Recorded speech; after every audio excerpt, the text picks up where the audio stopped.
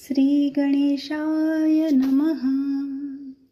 वक्रतुण्डमहाकाय सूर्यकोटिसमप्रभा निर्विघ्नं कुरु मे देव सर्वकार्येषु सर्वदा।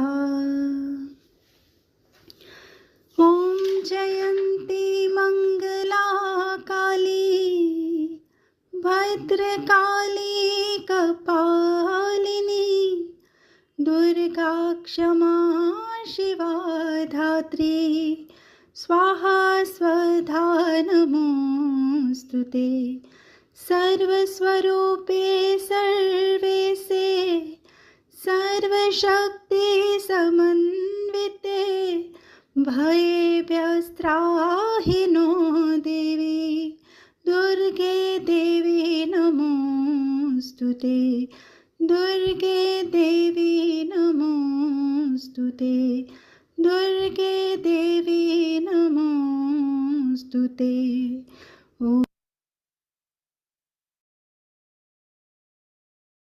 के पग में नूपुर बाजे मयूर मन मेरा गाए, मन मेरा गाए।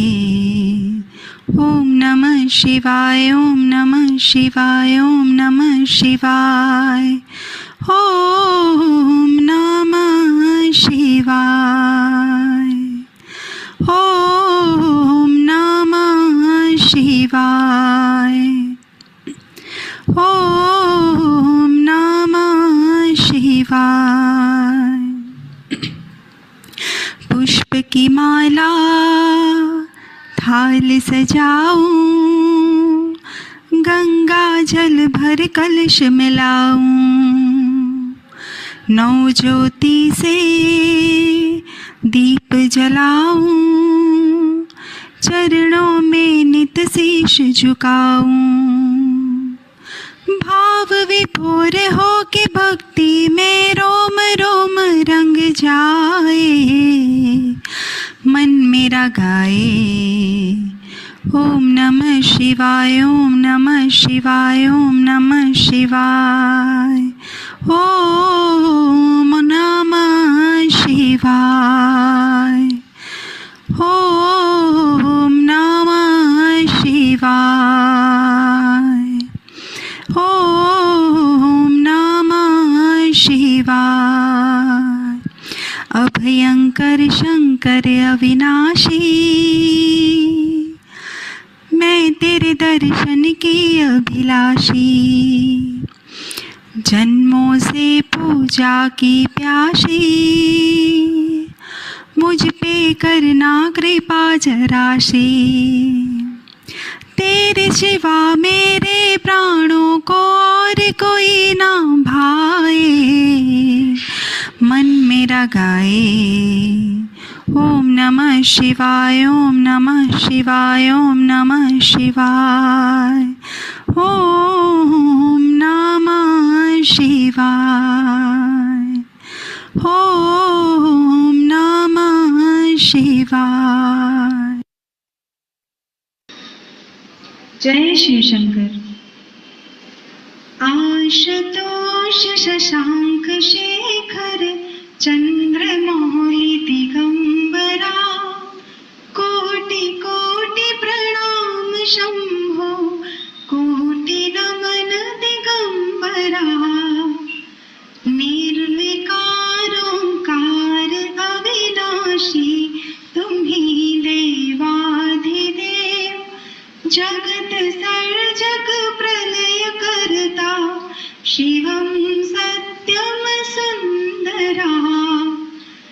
निरंकार स्वरूप कालेश्वर महायोगी सदा, दयानिधि दानीश्वराजे, जटाधर अभयंकरा। आशुतोष शशांक शेखर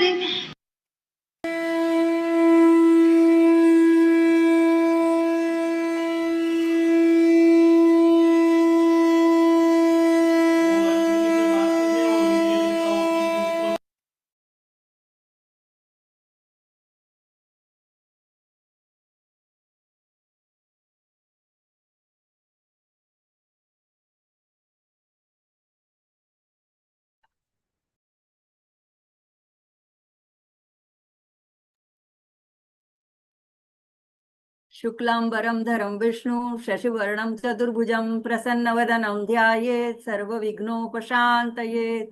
सरस्वती नमस्तुभ्यं वरदे कामरूपिणी विद्यारंभं करिष्यामि सिद्धिर्भवतु मे सदा। गुरुर्ब्रह्मा गुरुर्विष्णु गुरुर्देवो महेश्वरा गुरुर्साक्षात् परब्रह्म तस्मै श्री गुरवे नमः। ईश्वरो गुरुरात्मेति मूर्तिभेदविभागिने व्योमवद्व्याप्तदेहाय दक्षिणामूर्तये नमः। माँ को आह्वान करते हैं। ह्रीङ्कारासनगर्भितानलशिखां सौक्लिङ्कलां बिभ्रतीं सौवर्णाम्बरधारिणीं वरसुधा धौतान्त्रिनेत्रोज्ज्वलां वन्दे पुस्तकपाशमङ्कुशधरां स्रग्भूषितामुज्ज्वलां त्वां गौरीन्द्रिपुरां परात्परकलां श्रीचक्रसञ्चारिणीम्। आप सभी साधकों के हृदय में विराजित भगवती श्री राज राजेश्वरी महात्रिपुर सुंदरी ललितांबिका के चरणों में कोटि कोटि प्रणाम। बड़ों को वंदन। श्री मात्रे नमः। जय श्री कृष्ण। पिछले सत्र में हमने वाराही देवी के अत्यंत लघु एक स्तोत्र के बारे में देखा, जो कि सिर्फ 12 नामों से बना हुआ है, द्वादश नाम स्तोत्र। तो उसका आप अभी और 5 दिन बाकी रह गए। आज जैसे है बुधवार तक गुरुवार तक नवरात्रि है, तो 9 बार, 11 बार, 21 बार, या अगर समय है तो 108 बार जाप कर सकते हैं अपनी सुविधा के अनुसार। देखो, अगर 11 बार करते हैं तो बीच में के जो 2 श्लोक है जहाँ पे उनका नाम है पंचभी दंडनाथा स संकेता समयेश्वरी तथा समय संकेता वाराही पौत्रिणी शिवा वार्ताली च महासेना आज्ञा चक्रेश्वरी तथा अरिग्निचेति संप्रोक्तम नाम द्वादशकम मुने। ये जो दो दो मंत्र है, इनका आप आवर्तन 9-11 बार कर सकते हैं, और बाद में अंत में एक जो नाम द्वादशाभिघ्न वज्रपंजर मध्य का संकटे दुखम आपनोति न कदाचन मानव, तो ये एक फलश्रुति एक बार बोलने। तो बीच में के 3 श्लोकों का ये आप आवर्तन करके अनुष्ठान कर सकते हैं। 10 मिनट से ज्यादा भी नहीं लगता है।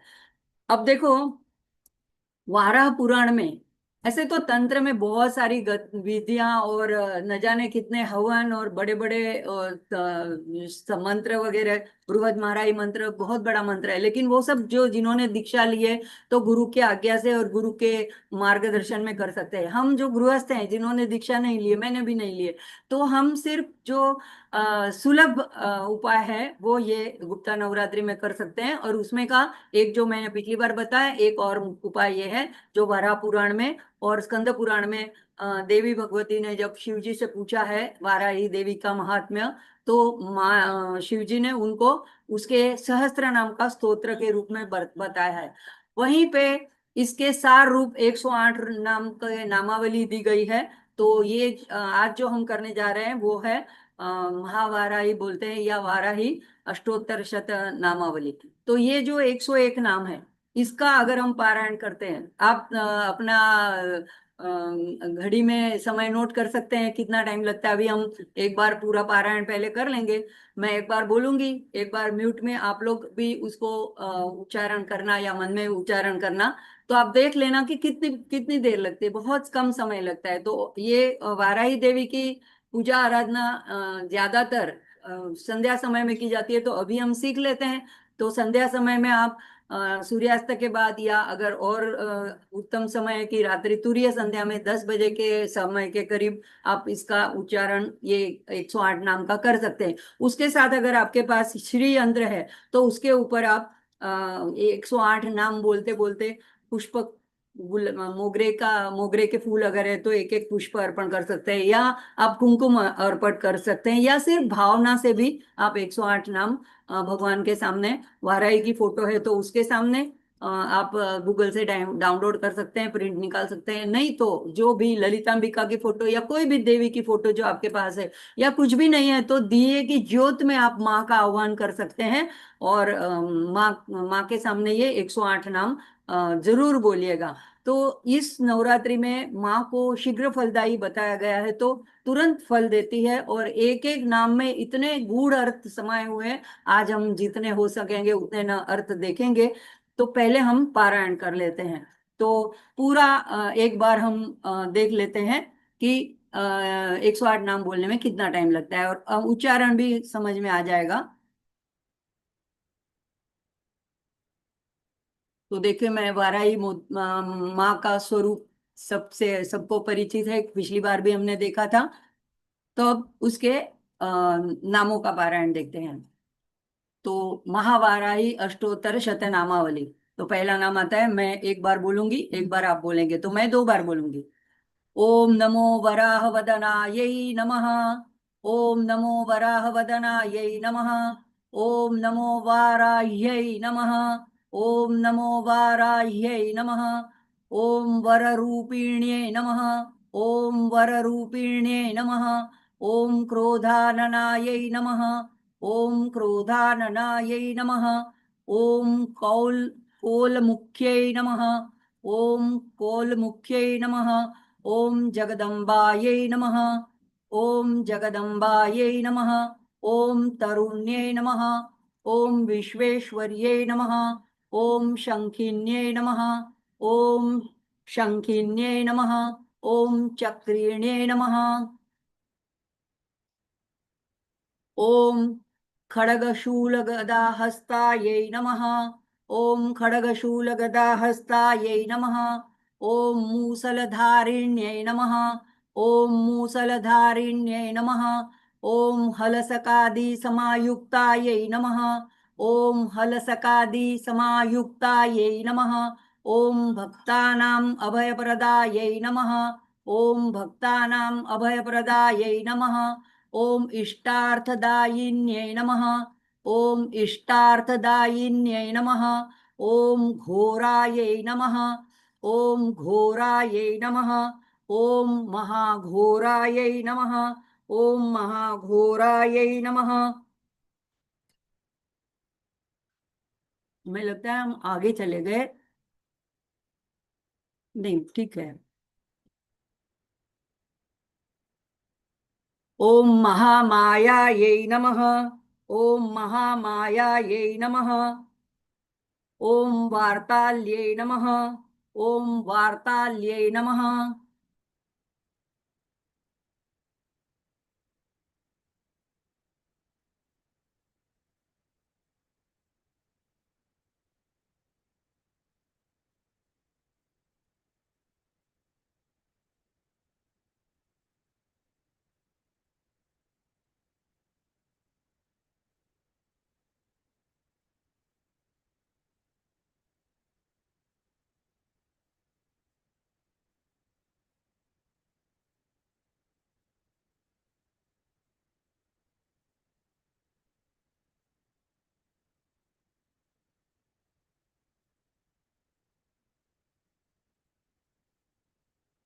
ओम अंधे।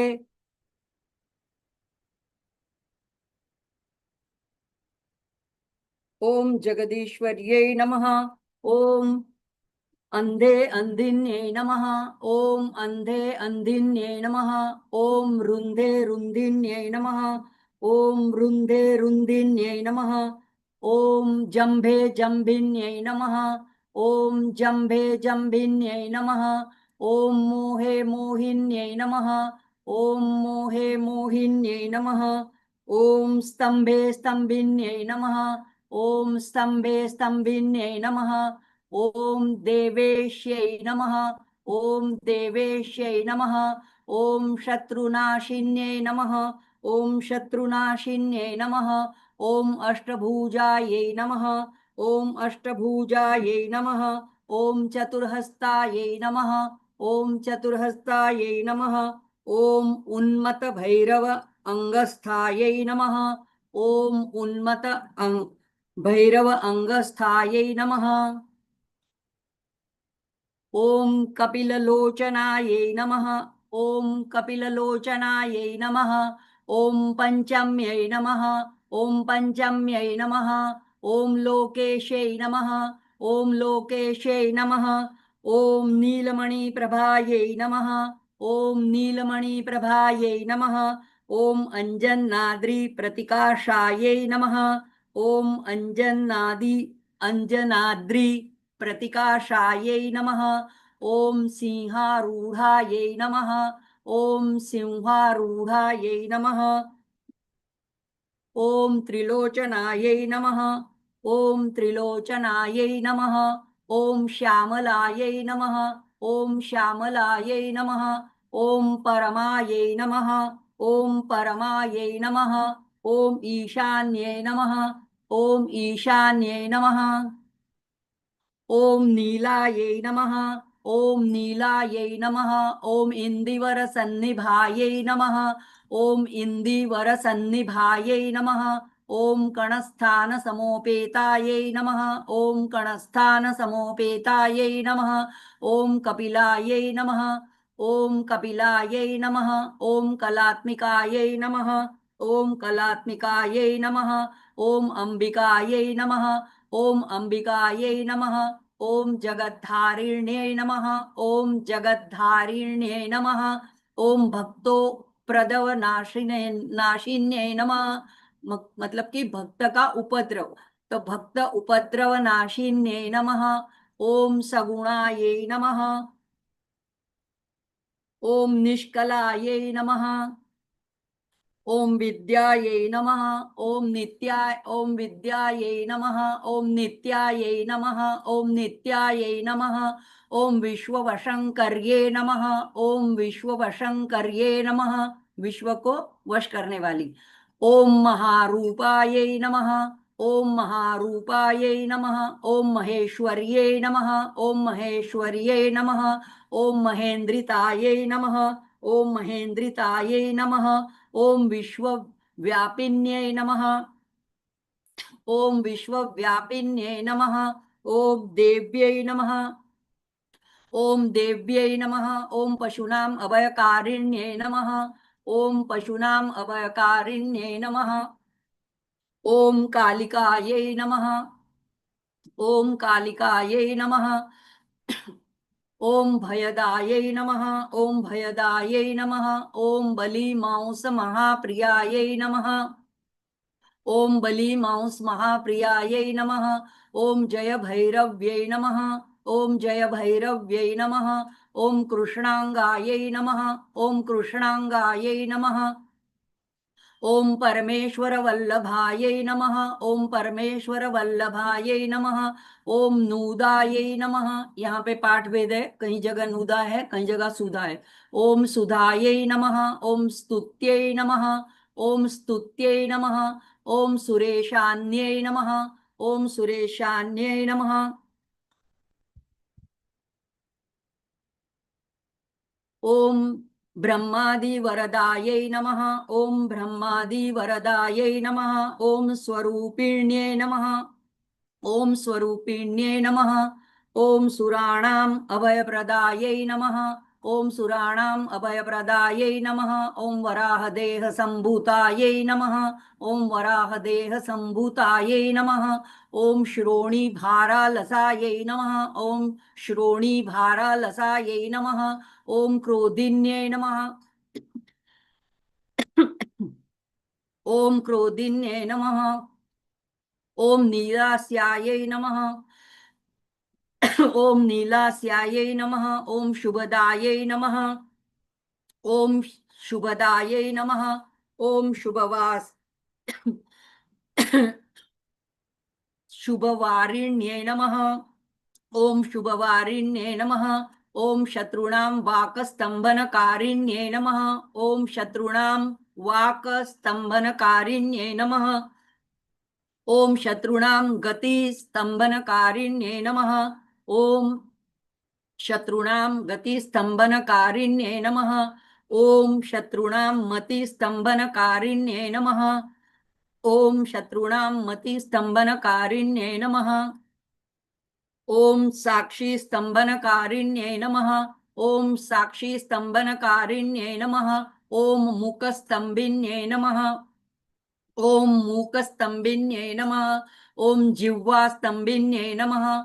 ओम जिह्वास्तंभिन्ये नमः।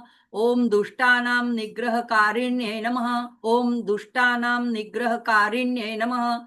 ओम शिष्टानुग्रहकारिण्ये नमः। ओम शिष्टानुग्रहकारिण्ये नमः। ओम सर्वशत्रु क्षयकारायै नमः।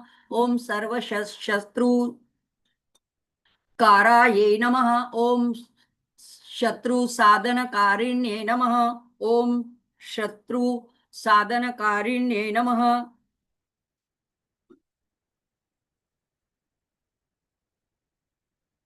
ओम शत्रु विद्वेषकारिण्ये नमः। ओम शत्रु विद्वेषकारिण्ये नमः। ओम भैरव प्रियायै नमः। ओम भैरव प्रियायै नमः। ओम मंत्रात्मिकायै नमः। ओम मंत्रात्मिकायै नमः।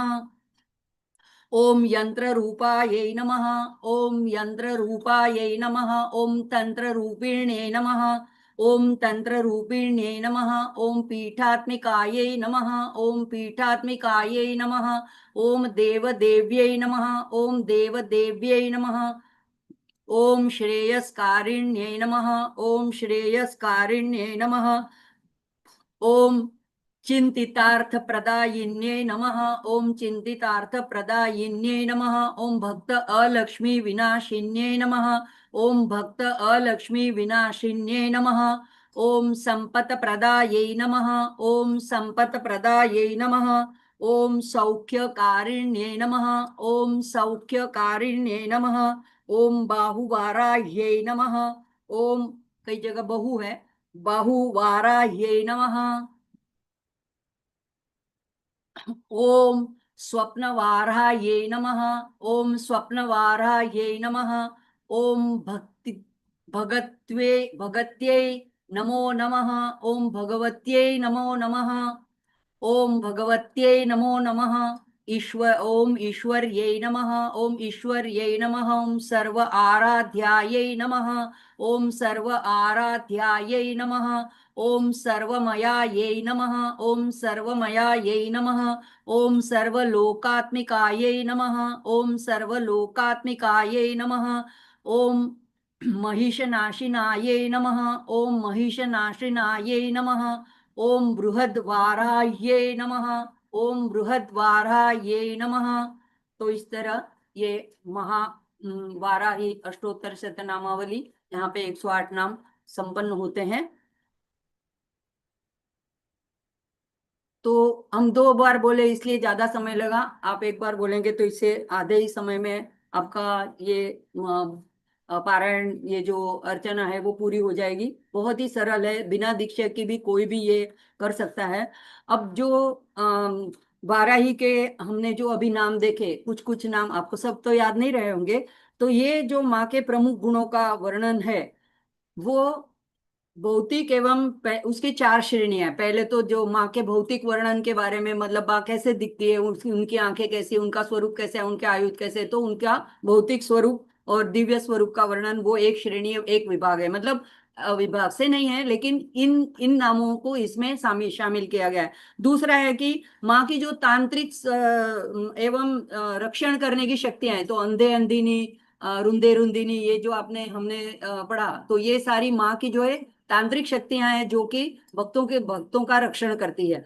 और जो दिव्य स्वरूप वाली है, तो वराह वदनाए, अष्टभुजाए, चतुर्भुजाए, तो ये जो है वो माँ के स्वरूप का वर्णन करते हैं। अब तीसरा जो है माँ का तात्विक स्वरूप दर्शाती है, आध्यात्मिक वैभव दर्शाते हैं। तो उसमें आता है पंचम्ये नमः, सगुणाय नमः, निष्कलायै नमः, तो महामाया ये नमः, तो ये सब नाम उसमें आते हैं। और चौथा चौथा जो है, हम जैसे जो भक्त हैं उनके ऊपर अनुग्रह करने के लिए जो माँ के नाम है, तो उसमें आता है कि भक्ता नाम अभय प्रदाय नमः, इष्टार्थ दायिन्ये नमः, चिंतार्थ प्रदान्ये नमः, भक्त अलक्ष्मी नाशिन्ये नमः। तो ये सब भक्तों के ऊपर अनुग्रह करने वाले माँ के नाम हैं। तो इस तरह से मुख्य रूप से ये 4 प्रकार के नाम माँ के अष्टोत्तर शतनाम में आए आते हैं। इसका फायदा क्या होता है? बहुत सारे फायदे हैं। एक तो जिसको जिस प्रकार का मनोवांछित फल चाहिए वो शीघ्र ही प्राप्त होता है। तो पहले तो भय से मुक्ति, अभय देने वाली है माँ।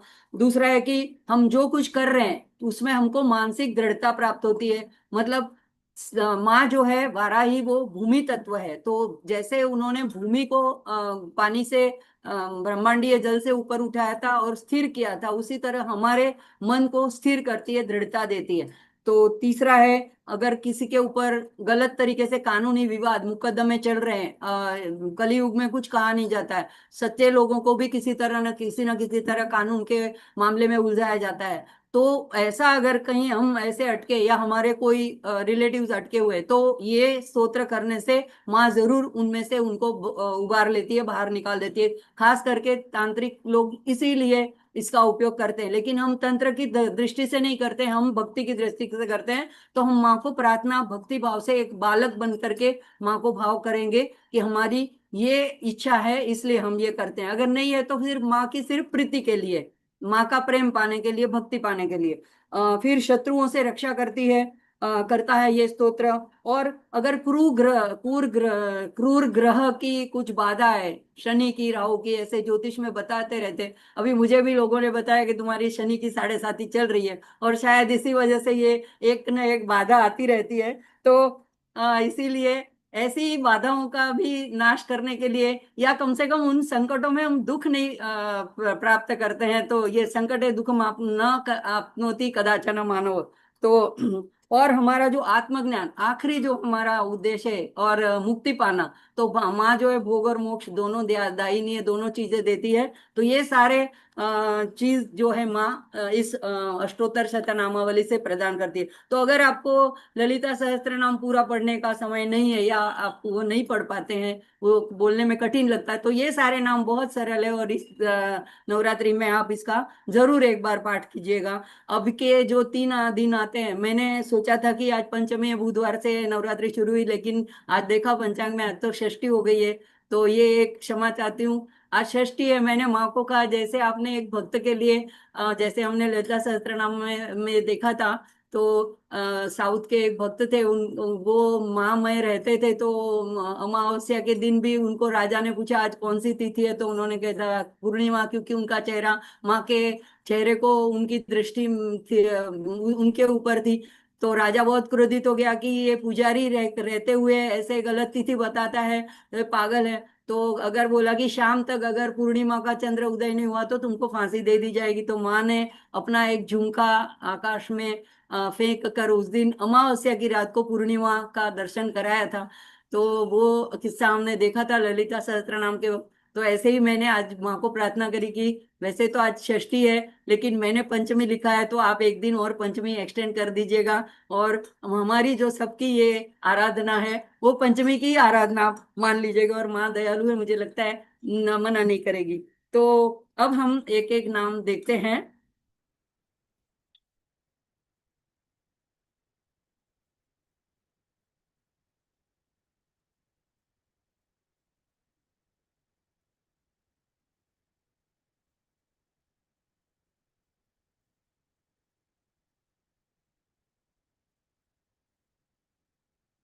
तो सबसे पहला नाम आता है ओम नमो वराह वदना यही नमः।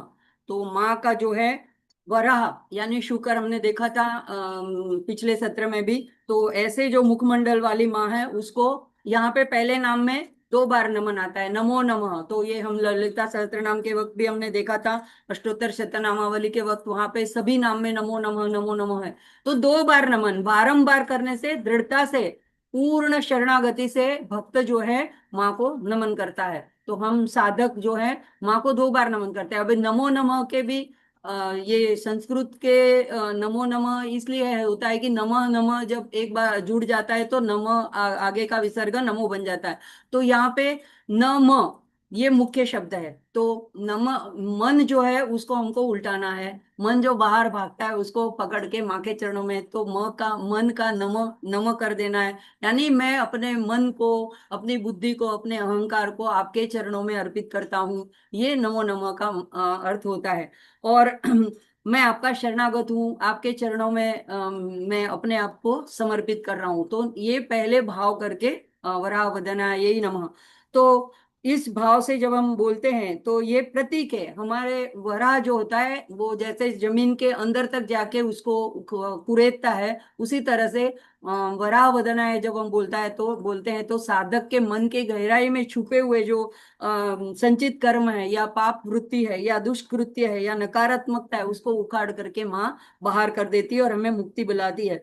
तो हर प्रकार की बाधा, परेशानी, संकट से भी उबारने में सहाय करती है। अब दूसरा नाम आता है ओम वराह्यै नमः। तो ये हमने पिछले सत्र में देखा था, और वाराही देवी का नाम है। वाराही से हम कहते हैं तो यहाँ पे जैसे वाराही देवी ने, वरा भगवान के विष्णु के, महाविष्णु के अवतार वारा की शक्ति वाराही ने पृथ्वी को, भूदेवी को जे जल में से बाहर लाने में के जैसे मदद की थी, तो हमने पिछली बार उसका अर्थ विस्तार से देखा था। उसी तरह भक्त की, साधक की जो कुंडलिनी शक्ति है, जो नीचे है, नीचे की तरफ है, यानी विकारों की तरफ है, उसको ऊपर उठाती है और सहस्त्रार्थ तक लाने में मदद करती है, यानी चेतना का ऊर्ध्वीकरण करती है।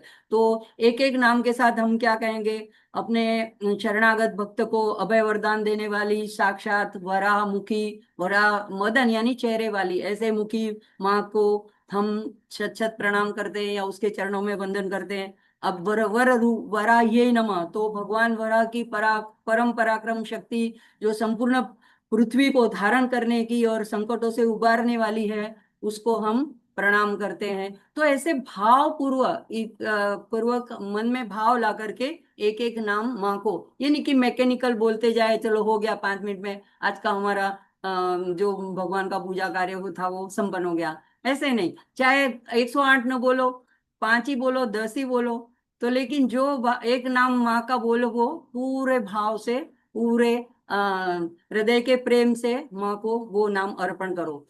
फिर आता है वर रूपिण्ये नमः। तो वर यानी वरदान, और रूपिण्य मतलब सुंदर रूपिणी भी है और वरदान रूपिणी भी है। तो माँ जो है दिव्य रूपधारी है और भक्तों की मनोकामनाएं पूरी करने वाली है। अब देखो ललितांबिका जो है वो इच्छा शक्ति का प्रतीक है, यानी माँ जो है ललितांबिका इच्छा करती है। अब उनकी जो मंत्रिणी है श्यामला है, वो जो है योजनाएं बनाती है, लेकिन उसको कार्यान्वित कौन करती है, उसको गति कौन देती है, उसको आचरण में कर्मों में के रूपांतरित कौन करती है, तो वो शक्ति जो है वो वाराही शक्ति है। तो माँ जो है आदेश करती है, और वाराही जो है मंत्रिनी जो है ज्ञान शक्ति है, तो वो योजना बनाती है। और ये जो वाराही है वो क्रिया शक्ति है, तो ये कार्यान्वित करती है, जो माँ के आदेश होते हैं वो आदेशों का पालन कराना। तो ये दंडनाथा भी है, तो शिस्त की भी आग्रही है। तो ये वर रूपिणी है, तो हमको वरदान देने वाली है। और हम उनको कहते हैं कि माँ ऐसी जो आप वरदान रूपिणी है, इसका हम स्मरण करते हैं, इसको हम नमन करते हैं, तो हमारे भी मनवांछित जो भी इच्छाएं हैं, जो हितकारी है, उनको आप पूरा कीजिएगा। फिर चौथा नाम आता है क्रोधाननायै नमः। कई जगह में प्रिंट क्रोडाननायै को क्रोधाननायै, तो वो थोड़ा एक एक प्रदेश की भाषा के हिसाब से थोड़ा अपभ्रंश हो जाता है, लेकिन मुख्य हेतु है कि क्रोध। तो क्रोध ऐसे आनंद, क्रोध रूपी चेहरा जिसका है, यानी जिनकी आंखें हमने देखा था लाल अंगारे जैसी है, तो क्यों माँ क्रोध करती है, तो शत्रुओं के ऊपर अगर माँ को दिव्य क्रोध करना है, उनको दंडित करना है, उनको नियंत्रित करना है, तो माँ को क्रोध करना पड़ेगा। अगर हम भी देखो घर पे हमारे बच्चे अगर वो गलत रास्ते पे जाते हैं, उनका गलत आदतें हैं, तो उनको छुड़ाने के लिए हमें भी जो जगत के हम माता है, भौतिक माता है, तो हमें भी बच्चों के ऊपर क्रोध करना पड़ता है, लेकिन हृदय में तो प्रेम रहता है, हम उनका हित चाहते हैं। इसी तरह माँ जो क्रोध करती है, तो हृदय में तो उनका प्रेम रहता है। तो ये जब भक्तों के ऊपर क्रोध करती है, तो उनको सुधारने के लिए, उनको रक्षा करने के लिए, तो यहाँ पे वो अधर्म और दुष्टों का नाश करने के हेतु जो दिव्य क्रोधधारी है, और भक्तों के आंतरिक शत्रु के ऊपर ये क्रोध करती है। तो हमारे अंदर भी विकार है, उनके ऊपर क्रोध करके उनको भस्म करने वाली माँ को प्रणाम करते हैं, नमः प्रणाम। और आता है पांचवा नाम कोल मुख्य नमः। कोल ये भी संस्कृत में सुअर को, सुअर जैसे मुख को कहा जाता है। तो यहाँ पे इस नाम का खास अर्थ ऐसा है कि इसकी ऐसी तीव्र भूख होती है, भीषण भूख होती है, प्रचंड भूख होती है, कि वो सब कुछ भस्मसात कर देती है, सबको ग्रास कर लेती है। जैसे हमने देखा था सुअर को पिछली बार के, वो सब कुछ भक्षण कर जाता है। तो ये जो माँ का इस नाम से जब हम उनकी साधक आराधना करते हैं, या उनको नमन करते हैं, प्रणाम करते हैं, तो ये हमारे जो कर्म होते हैं, उन कर्मों को, जो दुष्कर्म है, संचित कर्म है, उनको ये भक्षण कर लेती है साधक के, और उनको बंधन से मुक्त करती है। तो ऐसी जो माँ है, जो भक्तों के कर्म कर्म बंधन को मुक्त करने वाली है, और प्रचंड भूख से सभी को ग्रास करने वाली है, तो ऐसी सुअर जैसे मुख वाली, यानी कोल मुखिड़ी मुख वाली माँ को प्रणाम है। फिर आता है जगदम्बायै नमः। तो जगदम्बा, जगत विश्वव्यापी जो दिव्य माँ है ललितांबा, उन्हीं को यहाँ पे प्रणाम है। तो ये कई कई नाम ऐसे हैं कि वो डायरेक्ट ललितांबिका के साथ ऐक्य एक रूप है। तो ये है कि माँ की शक्ति माँ से अलग नहीं है। तो उनको जो नाम है ललिता सहस्त्र नाम में, उनमें से कई नाम यहाँ पे भी, जैसे वहां पंचमी है यहाँ पे भी पंचमी है। तो यहाँ पे जगदम्बा जो है, ये नाम क्या दिखाता है, तो अम्बा, अम्बा यानी माता। तो यहाँ पे ये माँ है, इसलिए ये ममता करुणा का स्वरूप। तो जब साधक इस नाम को जप करता है, तो माँ अपने प्रेम भरे वात्सल्य भरे आंचल के अंदर उसको छुपा लेती है। तो कर्म बंधन से मुक्त करने वाली और जो है भक्तों को अपने आचरण में छुपा देने वाली ऐसी माँ को प्रणाम, दिव्य माँ को प्रणाम। और ये जो विश्वव्यापी है, इसलिए जगदम्बा कहा है, पूरे जगत की माँ है, जीव जंतु पशु पक्षी जो कुछ है सबकी माँ है। પછી उसके बाद आता है तरुण्य नमः। अब तरुणी यानी युवा, तो ये युवती रूपिणी है, यानी कि जिनका रूप अत्यंत युवा है। तो माँ के ऐसे श्री विद्या में तीन रूप, एक तो बाला रूप बताया है, युवा रूप बताया है, और षोडशी का वृद्ध स्वरूप भी बताया है। तो यहाँ पे इस वाराही देवी को युवती रूप बताया है। तो ये युवानों में क्या होता है, एक चंचलता होती है, एक कुछ काम करने की एकदम उनमें तीव्रता होती है, तुरंत एक्शन लेने की। बच्चे हैं वो, उनमें इतनी शक्ति नहीं होती है, वृद्ध होते हैं उनकी शक्ति क्षीण हो गई होती है। तो यहाँ पे कहते हैं कि संपूर्ण चराचर की जो आदि माता है, तो ये नित्य युवा है और असीम ऊर्जा से, ऊर्जा का स्रोत है। और साधक के भीतर भी क्या करती है, अगर जब इसका जप करता है तो नई चेतना और संचार करके ऐसी पराशक्ति तरुणी, ऐसी जो वाराही माँ है, उनको मैं प्रणाम करता हूँ। अब चपलता से ये अपने भक्तों की जो है जो बाधाएं या जो कुछ अड़चने होते हैं उसको दूर कर देती है, इसलिए इनको शीघ्र फलदायी भी कहा जाता है। उसके बाद बात का नाम आता है विश्वेश्वरीय नमः। अब विश्व की ईश्वरी, तो विश्वेश्वरीय, विश्व की भी ईश्वरी, उस ईश्वरी यानी स्वामिनी, पूरे ब्रह्मांड की, समस्त सृष्टि की। तो हम, अब हमको कभी कभी लगता है, एक बार तो जगत की बात आती है, एक बार विश्व की बात आती है। तो ये दोनों में क्या फर्क है, तो विश्व जो है संपूर्ण अस्तित्व की बात है, उसमें देवी ही विश्व का रूप, विश्व है। तो देवी स्वयं उसका विराट स्वरूप विश्व है। तो जगत जो है, उस जगत के रूप में जब वो प्रकट होती है तो वो उसकी लीला है। और जो विश्व रूप में कहा जाता है तो वो उनका शरीर है। तो इसको ऐसे समझे कि जैसे समुद्र है, तो ये जैसे विश्व का रूप है। और लहरें जो है वो भी समुद्र ही है, तो वो उनकी लहरें जो है वो आती जाती रहती है, उसमें निरंतर परिवर्तन होता रहता है। तो जो परिवर्तनशील संसार है वो जगत है, और जो संपूर्ण अस्तित्व है वो विश्व है। तो इसीलिए दो बार ऐसे भी विश्व जगत दोनों का उल्लेख आता है। तो यहाँ पे संपूर्ण सृष्टि की जो स्वामिनी है, ब्रह्मांड की, चराचर की, और सृष्टि के कल्याण कण कण में जो जिसका वास है, ऐसी जो विश्वेश्वरीय है, उनको हम नमन करते हैं, प्रणाम करते हैं। फिर आता है नाम शंखिन्ये नमः। तो यहाँ पे शंख धारण, जो माँ का यहाँ पे स्वरूप दिखाया गया है, उसमें भी माँ के हाथ में शंख है, एक हाथ में, और चक्र भी है। तो उसके नेक्स्ट नाम चक्रिण्य भी है। तो शंख जो है और चक्र जो है, तो ये वाराह की शक्ति है, विष्णु की शक्ति है, ये भी संदर्भ करता है। दूसरी बात है कि शंख जो है वो शुभता का प्रतीक है। और अष्टभुजाओं में माने उसको धारण किया, मंदिर में भी हम पूजा पूजा के वक्त शंख का ध्वनि नाद करते हो, ये नाद ब्रह्म है। और इसका जो संबंध है वो हमारे यहाँ से विशुद्धि चक्र से भी है। तो ये इस नाम से हम इस विशुद्धि चक्र की, वाणी की शुद्धता की भी प्रार्थना करते हैं, शुभता की प्रार्थना करते हैं। और दुष्टों को डराने के लिए, तो गीता में भी हमने देखा था कि जब भीष्म ने अपना शंख बजाया, उसके बाद में जब पांडवों ने अपने शंख बजाया, कृष्ण ने अपना पांचजन्य बनाया, धनंजय ने देवदत्त, तो ये उसके बाद आता है श्लोक 19वां की, कौरवों के हृदय को चूर चूर कर दिया, विदीर्ण व्याधरे, तो उनको डरा दिया, कंपित कर दिया। तो ये दोनों तरह से, एक भक्तों के लिए शुभता का प्रतीक है, पूजा के लिए, पूजा के हम आरंभ करते हैं तो शंख का नाद करते हैं, मंदिरों में शंख नाद होता है, तो ये पवित्रता का और मंगल वातावरण का और दुष्ट जो शक्तियां होते हैं उनको दूर भगाने का कार्य करती है, उनको डराने का काम करती है, लेकिन भक्तों के हृदय को प्रसन्नता देने का काम करता है शंखिनी नाम। तो समस्त दुखों का निवारण करते हैं। तो यहाँ पे अपने हाथों में ऐसा पवित्र शंख धारण करने वाली और दिव्य नाद से सृष्टि की नकारात्मकता को मिटाने वाली जो और भक्तों को विजय, देखो शंख ध्वनि जो है वो विजय का भी प्रतीक है। जब विजय घोषित करना होता है तो शंख से सामने की सेना के ऊपर विजय घोषित किया जाता है। तो विजय दिलाने वाली जो है शंखिनी, इसको मेरा प्रणाम है। उसके बाद में नाम आता है चक्रिणी। तो चक्र जो है समय का, समय के साथ भी संबंध है चक्र का। काल चक्र कहते हैं, ऋतु चक्र कहते हैं।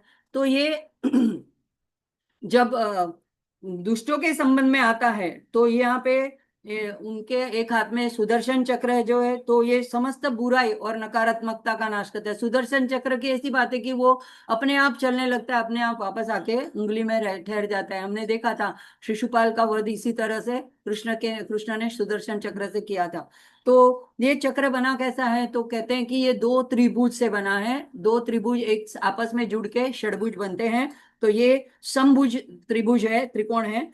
तो जो वार्षिक चक्र और 6 ऋतुओं का प्रतिनिधित्व करते हैं और जो बीच में का बिंदु है वो रिम बिंदु कहा जाता है। वो परम चेतना का या स्थिर शक्ति का प्रतीक है, पर ब्रह्म का प्रतीक है। और जो गति का प्रतीक है वो सुदर्शन चक्र है।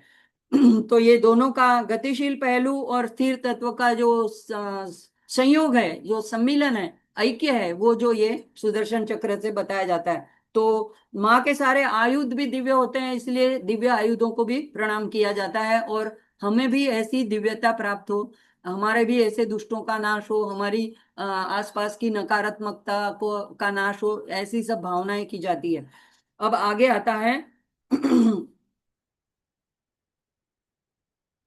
खड़ग शूल गदा हस्ता ये नमः। तो यहाँ पे माँ के और अलग आयुधों को नमन किया गया है कि माँ ने खड़ग हाथ में धारण किया है। अब जो खड़ग है वो महाकाली का प्रतीक है। महाकाली ऐसे खड़ग तलवार खड़ग जैसे वध करने के लिए, दुष्टों का असुरों का संहार करने के लिए। शूल जो है त्रिशूल, ये महादेव का प्रतीक है। और गदा जो है वो विष्णु का प्रतीक है। तो सारे देवताओं की शक्ति जैसे इन आयुधों में समाई है। और ये सारी शक्तियां जैसे कि वाराही के हाथ में है, उनके नियंत्रण में है। तो ये इन सारे आयुधों में माँ की जो अंतर्निहित शक्तियां हैं उसका ही ये प्रतीक है। तो भक्तों की नकारात्मकता का नाश करती है, अपार समृद्धि और शांति आनंद ये सब प्रदान करती है। तो इस तरह से जो है माँ के आयुधों को भी नमन किया गया है। उसके बाद का नाम भी वैसा ही, मूसल धारिणे नमः। ओ मूसल, मूसल तो ऐसा जिसको जैसे अनाज जो होता है, उसको अगर उसके ऊपर का कड़ा जो छिलका होता है उसको निकालने के लिए मूसल से उसको कूटा जाता है। तो इस तरह से मूसल जो है वो अनाज को शुद्ध करने करके उसकी अशुद्धियां निकाल के शुद्ध करता है। इसी तरह जो ये मूसल जो है भक्त के अंदर जो आंतरिक विकार है, उसके जो कड़े छिलके हमारे ऊपर लगे हुए हैं, हमारे शुद्ध मन के ऊपर, शुद्ध अंतःकरण के ऊपर, हम भी माँ का चैतन्य रूप ही है, हम माँ से अलग नहीं है। तो उसको दूर करने के लिए माँ ने मूसल धारण किया है। तो हम माँ को इस नाम के जब से यही प्रार्थना करते हैं कि हमारे अंदर की आंतरिक विकारों के छिलकों को आप दूर कर दीजिए। तो ऐसी साधक के आंतरिक विकारों को दूर करने वाली मुसलधारिणी माँ को प्रणाम है। फिर आता है हल सकादि समायुक्ता ये नमः। हल और सकादि, सक यानी अनेक और शक्तियां। तो जैसे खेत को जोतना होता है तो हल आदि और उपकरणों की आवश्यकता होती है, उनके द्वारा खेत को जोता जाता है। तो ये हल क्या करता है, तो एक तो ये होता है कि जमीन में से जो खरपतवार होता है उसको निकाल के फेंक देता है, और फिर अच्छे बीज को खेतों में बोया जाता है। तो इसी तरह माँ को इस नाम से हम प्रार्थना करते हैं कि हमारे मन के अंदर जो दुष्विचार है, पूर्वग्रह है, हठाग्रह है, नकारात्मकता है, आलस है, जड़ता है, इनको आप खरपतवार को उखाड़ कर फेंक दीजिए। और अंदर जो भक्ति, ज्ञान, वैराग्य ऐसे अच्छे बीज को आप बोएं। तो ऐसे जो करने वाली है, अपने हाथों में हल आदि शक्तियों से दिव्य आयुधों को धारण करने वाली, और मन की भूमि को, अशुद्धि को दूर करके, अशुद्धि को नष्ट करके जीवन में समृद्धि लाने वाली जो माँ है, ऐसी हल सकादि समायुक्ता यही नमः, ऐसी माँ को नमन करते हैं। फिर आता है ओम भक्तानाम अभय प्रदा यही नमः। तो अपने अनन्य भक्तों को जीवन के समस्त दुखों से, बाधाओं से, संकटों से उनका नाश करके जो अभय प्रदान करती है, निर्भयता प्रदान करती है, ऐसी माँ को नमन है। तो ये भय जब दूर होता है तभी भक्त जो है निर्भय होकर के आध्यात्म में और आगे बढ़ता है, साधना में, और ऊंचाई प्राप्त करता है। तो उसके बाद का नाम आता है ओम इष्टार्थ दायिन्ये नमः। तो जो भक्तों के जो मनोरथ, अब जब उसका मन शांत होता है, वो साधना में आगे बढ़ता है, तो उसकी जो सात्विक और हितकारी ऐसी जो इच्छाएं होती है, उसको मोक्ष की प्राप्ति की इच्छा होती है, किसी को माँ का प्रेम प्राप्त करने की इच्छा होती है, किसी को माँ का दर्शन करने की इच्छा प्राप्त होती है, किसी को ऐसा लगता है कि मेरा मन माँ के चरणों में हमेशा जुड़ा रहे, मेरा का स्मरण बना रहे। तो ऐसी जो सात्विक इच्छाएं होती है, उसके लिए इष्टार्थदायिन्य, ऐसे भक्तों का इष्ट ऐसा जो मनोरथ है वो देने वाली माँ जो है, ऐसी वाराही देवी को नमन करते हैं। ओम घोरायै नमः। अब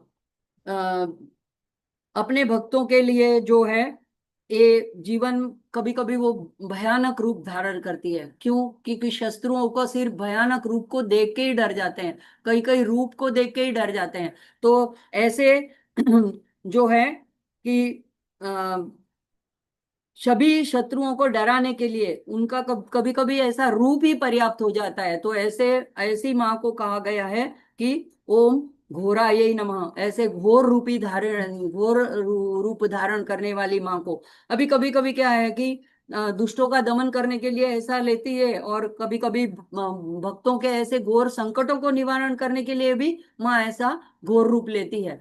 तो ऐसी घोरा ये, अब देखो माँ के घोर और अघोर दोनों रूप है। जैसे शिव जी के दोनों है, अघोर यानी भक्तों के लिए अघोर रूप है, लेकिन दुष्टों के लिए घोर है। और हमारे अंदर के शत्रु कौन है? तो हमारे अंदर के विकार है, हमारे अंदर की नेगेटिविटी है, तो उसके लिए ये घोरायै नमः। अब आता है महाघोरायै नमः। तो इस इन दोनों में क्या फर्क है? तो एक देखो, एक तो जैसे अग्नि होती है, तो जैसे कोई लकड़ी वगैरह जलाना होता है, छोटा सा कुछ तो जलाना होता है, तो जो सामान्य अग्नि से वो जल जाती है। लेकिन एक होता है कि पूरे सृष्टि का नाश करना होता है, तो प्रलय अग्नि, तो प्रचंड अग्नि। वो दोनों अग्नि का ही रूप है, लेकिन एक थोड़ी छोटी है, एक बहुत प्रचंड उग्र अग्नि है। तो यहाँ पे महाघोरा यही नमः, तो अत्यंत उग्र, अत्यंत प्रबल ऐसा। तो ये इस ऐसी आसुरी शक्तियां अगर आ जाती है, जैसे भंडासुर है, अंधकासुर है, जिनको सामान्य रूप से, सामान्य मानवी या सामान्य आयुधों से जिनको परास्त नहीं किया जाता है, तभी माँ जो है ऐसा महाघोर रूप धारण करती है, महाघोरा ये। तो ऐसे करके कभी कभी संपूर्ण सृष्टि का अगर प्रलय करना हो, तभी भी ऐसे महाघोर रूप धारण करती है। तो शक्ति और प्रभाव में घोर और घोरा, ये महाघोरा ये दोनों अलग पड़ते हैं। तो ऐसी रूप धारिणी माँ को, माँ के चरणों में नमन है। बाद में आता है वार्ताले नमः। तो हमने ये 12 नामों में देखा था। तो दो दंतशूल को भी वेदों का रूप माना जाता है। तो जिस तरह से वार्ताली रूप से, यानी वारा रूप से माँ ने पृथ्वी को ऊपर उठाया था, और धर्म की स्थापना की थी, उसको स्थिर किया था, तो उसी तरह से जो है ये माँ जो है वार्ताली के रूप में, वाणी से भी इसका संबंध आता है। तो हमारी वाणी को भी ये शुद्ध करती है, मृदु करती है, सत्यभाषी करती है। तो इस तरह से साधक को जो है हर प्रकार से अनुकंपा और करुणा और हितकारी ऐसा आशीर्वाद देने वाली जो माँ है, वो वार्ताली है। वार्ताली को नमन है। फिर जगदीश्वरीय नमः। तो हमने जैसे देखा जगत की ईश्वरी, तो यहाँ पे संपूर्ण चराचर ब्रह्मांड की जो ईश्वरी है, तो ऐसी जो जगदीश्वरी है, तो जगत उसमें गम गच्छति, जो हमेशा परिवर्तन होता रहता है, जिसमें उसको जगत कहते हैं। तो ऐसी जो निरंतर चलता रहता है, तो ये माँ माँ की दिव्य लीला है, और वो अपनी लीला देख के ललिता के रूप से आनंदित होती रहती है।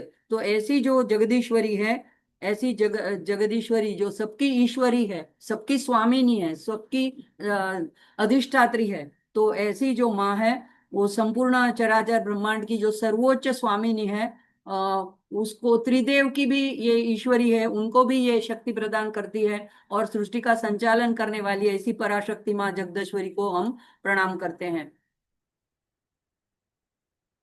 आगे आता है। अब ये जो सारे आते हैं, ओम अंधे अंधिन्ये नमः, ओम रुंधे रुंधिन्ये नमः, ओम जम्बे जम्बिन्ये नमः, ओम मोहे मोहिन्ये नमः। तो ये चारों नाम जो है, ये तंत्र में ज्यादा करके आते हैं, और बृहद्वाराही में उनका उल्लेख आता है।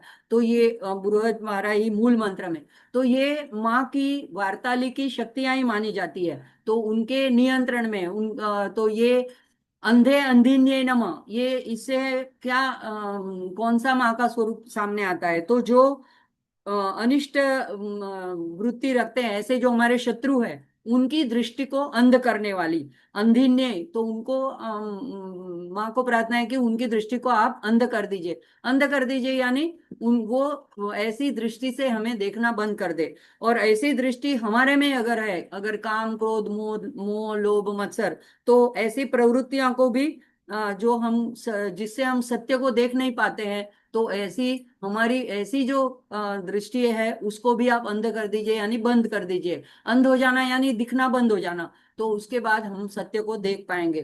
तो इस तरह से साधक के रूप में और बाहर के शत्रु के रूप में, दोनों रूप में ये नाम माँ को हम प्रणाम करते हैं। ये अंधे अंधिन्ये नमः। फिर आता है आ, आगे चला गया, रुंधे रुंधिन्ये नमः। रूंधना यानी रोक देना, प्रगति को रोक देना। तो शत्रु के जो दुष्ट प्रयास होता है, उनको रोकने की बात है। देखो यहाँ पे हनन की बात नहीं है, माँ दयालु है, करुणामयी है। तो ये शत्रु का हनन करने से पहले पहले तो उनकी दुष्ट प्रवृत्तियों को, उनके इरादों को रोकती है, स्तंभित कर देती है, और उनको अंध कर देती है, उनके विचारों को मोहित कर देती है, भ्रमित कर देती है। उनका पूरा नाश नहीं करती है, जैसे उनके अंदर के पाप को नाश करती है, पापी का नाश नहीं करती है। तो इस तरह से यहाँ पे उनका एक करुणामय रूप भी दिखाई देता है। तो यहाँ पे बुरी प्रवृत्तियां हैं, तो साधक के भीतर भी ऐसी बुरी प्रवृत्तियां होती है, नकारात्मक। तो ये जो है ऐसा उनका विघ्नों का जो प्रभाव होता है, उस प्रभाव को रोकना होता है। कभी कभी हमारे ऊपर ऐसे क्रोध का प्रभाव आ जाता है, तो हम एकदम क्रोधित हो उठते हैं। कभी कभी किसी आवेग आ जाता है ऐसे विकारों का, तो उस आवेग को, उस प्रभाव को, उस प्रवाह को रोक लेने के लिए हम रुंधे रुंधिन्ये को प्रणाम करते हैं, उनको प्रार्थना करते हैं। जम्बे जम्बिन्ये नमः। जम्बना यानी जम्बित करना, यानी जकड़ देना। तो जैसे जड़बे को जकड़ देना, यानी फिर कुछ कोई बोल ना पाए, तो उस तरह से जम्बे या यानी उसकी वाणी को, उसको जकड़ दे के मर्दन करके कुचल देना। तो विरुद्ध जो शक्तियां होती है उसको जम्बित कर देना, उनको जकड़ देना, उनको पंगु कर देना। ओम स्तंभे स्तंभिन्ये नमः। तो यहाँ पे स्तंभित कर देना यानी रोक लगा देना, जैसे हम स्टैचू कहते हैं, तो उस तरह से स्तंभित कर देना, यानी अकड़ हो जाए, वहीं वहीं के वहीं रुक जाए। तो यहाँ पे शत्रु की गति मति वाणी सबको स्तंभित करने की बात है। लेकिन ये सिर्फ बाहरी शत्रु की बात नहीं है, आंतरिक जो हमारे शत्रु है, हमारे अंदर के विकार है, उनको किस तरह से करना है? तो हमारा मन जो चंचल है, वो घूमता रहता है, उसको भी स्तंभित, स्टॉप, उसको भी रोकना है। तभी वो एकाग्र हो पाएगा और माँ की भक्ति में लीन हो पाएगा। फिर हमारे ये जो है, या हमारे अंदर के जो विकार है, उसकी वजह से हम विक्षेप आते रहते हैं, हम साधना में प्रगति नहीं कर पाते हैं, तो उनको भी स्तंभित करना। तो ये स्तंभिन्य नमः को प्रणाम करके माँ को प्रार्थना कर गई की गई है। इसके बाद में देवेश हाँ, मोहे मोहिन्य नमः। तो मोहित कर देना, तो ये भी एक माँ का हथियार है, माँ की एक शक्ति है। जैसे हमने देखा था सप्तशती में, आपने देखा होगा कि पहले ही अध्याय में जो मधुकैटभ है, उसको महामाया क्या करती है, मोहित कर देती है। तो मोह में आकर के वो क्या कहते हैं विष्णु को, महाविष्णु को, कि आप हमसे वरदान मांग लो, आपकी ऐसी युद्ध प्रवीणता देख के हम खुश हो गए। तो ये उनको मोह में डाल दिया, इसीलिए उन्होंने ऐसा बोलना शुरू कर दिया। इस तरह से जो शत्रु होते हैं हमारे, उसकी मति को भ्रमित कर देना, उसको कुंठित कर देना, तो ये मोहित करने वाली मोहिनी को नमन है। अब साधक के लिए कैसे लेना है, साधन परक। तो हमारे को जो विकारों की तरफ हमारा मन भाग रहा है, उसको मोहित, माँ के चरणों में मोहित करना है। तो जैसे हमारे में आता है गुजराती में एक भजन, मीरा का, मुखड़ानी माया लागी रे मोहन प्यारे। तो ये माया लगना, माँ के मुख की माया लगना, माँ के दर्शन की जो प्रीति लगना, माँ के प्रति जो प्रेम लगाव अपनापन आना, वो भी मोहिनी काम करती है। तो ऐसे ही तुकाराम महाराज का, अभी ये चल रही है ना वारी, तो उसका भी एक भजन याद आता है मुझे, कि आता कोठे धावे मन, आता कोठे धावे मन, तुझे चरण देखिलिया, तुझे चरण देखिलिया।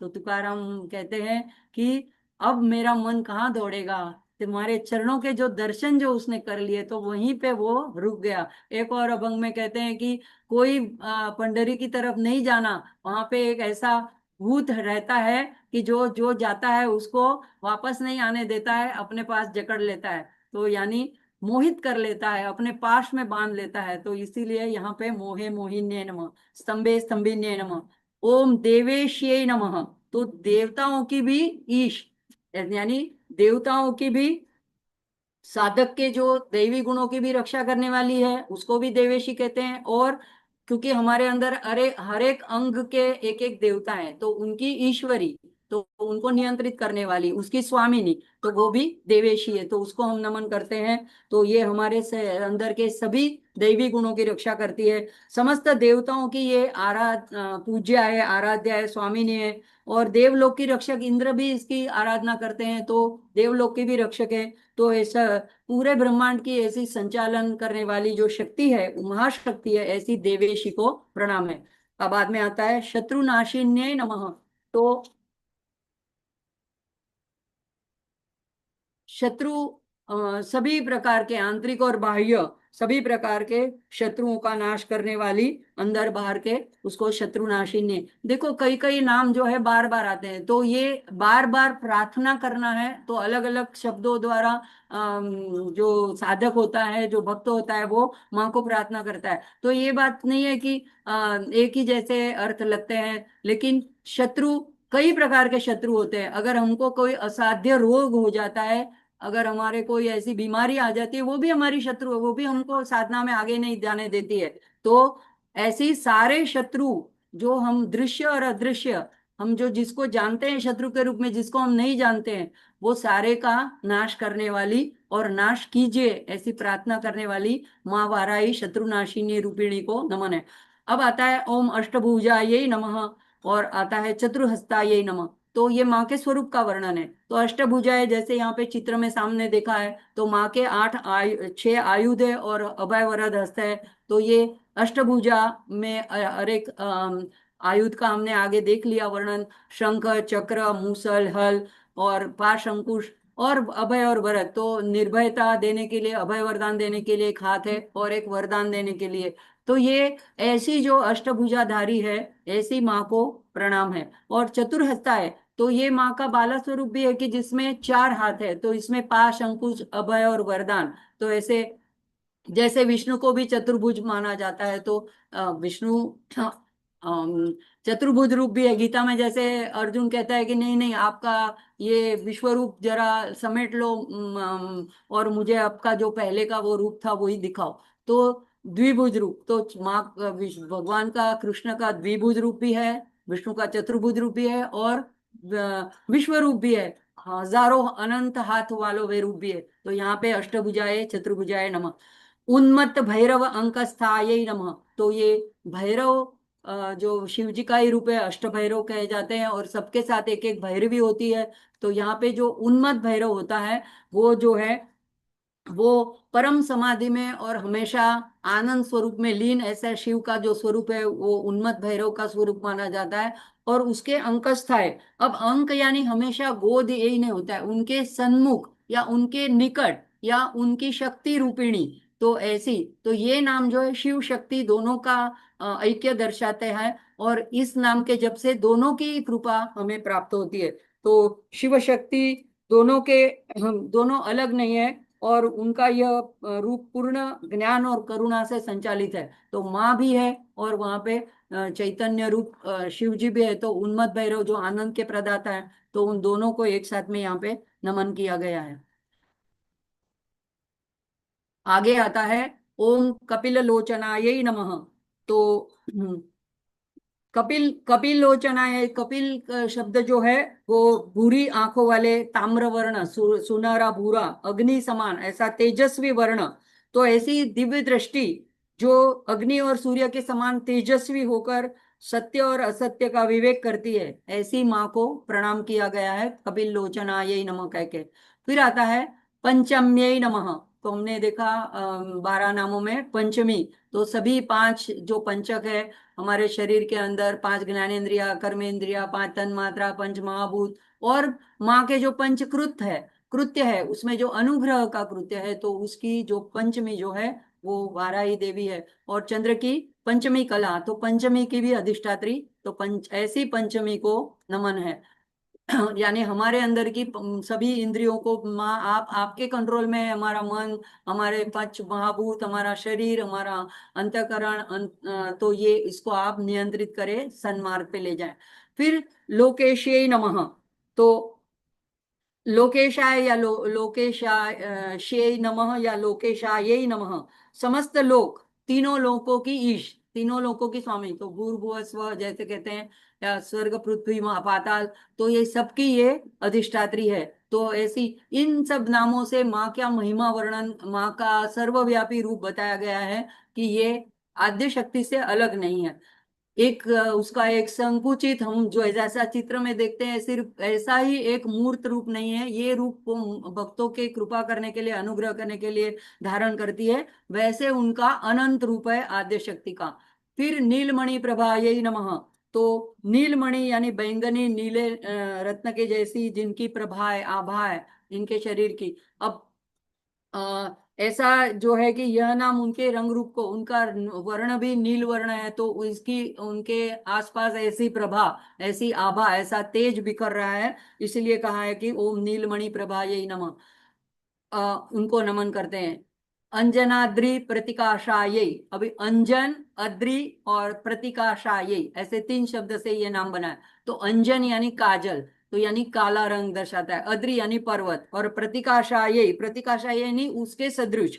तो यहाँ पे काला पर्वत के समान, ये ऐसे शाब्दिक अर्थ नहीं लेना है। पर्वत यानी अचलता का, अड़गता का, दृढ़ता का प्रतीक है। और काला जो वर्ण है वो अनंतता का, आकाश का, अनंत ब्रह्मांड का, जिसमें अब जिसको अभी साइंस लोग ब्लैक होल कहते हैं, तो जिसमें सारी सृष्टि जहाँ से उत्पन्न होती है और जिसमें विलीन होती है। तो ये ऐसा जो, और अद्रि यानी पर्वत जो है वो गंभीरता का। और तो इसी, ये साबित्री जो विशेषताएं, ऐसी विशेषता वाली माँ को हम प्रणाम करते हैं। फिर ओम सिंहारूढ़ायै नमः। तो यहाँ पे देखो माँ के तीन वाहन है। एक तो माँ का सूकर यानी किरी चक्र रथारूढ़ायै, तो यहाँ सुअर जो है वो भी माँ का वाहन है।